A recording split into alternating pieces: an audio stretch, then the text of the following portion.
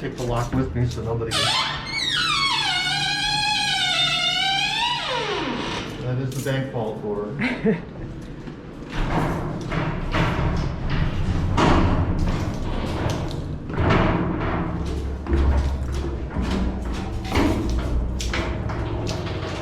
It's a shame we can't put ship smell on the tour, on the virtual tour. Don't forget the 6-inch armor hat. Yeah, that's never not impressive.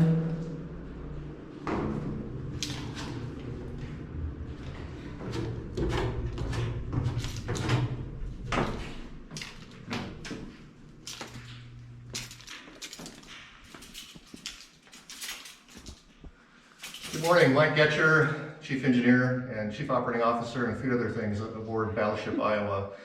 We're in the steering gear room, which is just a really cool place on the ship. And right now it's been off tour for a long time, and we're just getting it ready to put onto our special engineering tour in the coming months when we can reopen. This is where the steering gear is. These are the controls. There should be some wheels here called trick wheels for steering the vessel or controlling this from a local position here. This is a rudder angle indicator. Of course, you have all your hydraulics, starts and stops, big hydraulic pack right here. And then behind us, we're going to go back to what I think is the really cool area.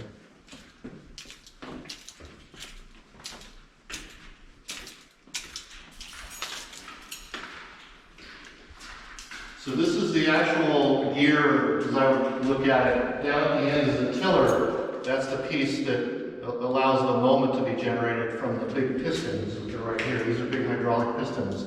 There are 4 of them, and they're all actuated to the tiller from these big bars here. So the top of that, where that picture is at, is the top of the rudder.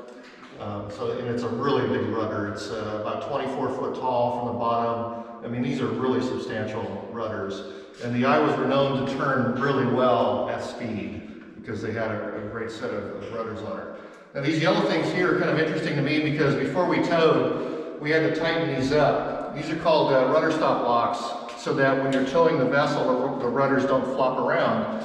And they were installed by the Navy before the tow down the East Coast, through the Panama Canal, and up the West Coast back in 2000 when they brought the ship to the West Coast.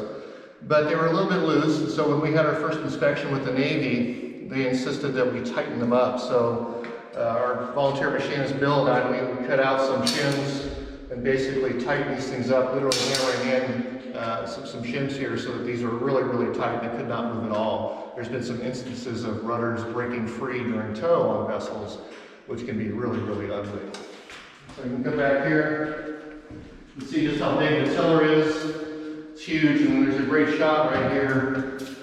There's a little man, and there's the height of the rudder. So these are really, really big rudders. This is the port rudder. And I think the last thing, last couple things. This space was taken care of by a great team. They just loved painting. They made it look really nice, really sharp space. And then the last thing is that before we towed, we had to do some insurance work, basically checking the thickness of metal on certain parts of the structure down here. And so once again, the volunteer machinist Bill and myself, we crawled into these little hatches down here into the cofferdams so that we could access the rudder tube and gauge it for thickness using an ultrasonic gauge. It was so thick that we couldn't even get a reading.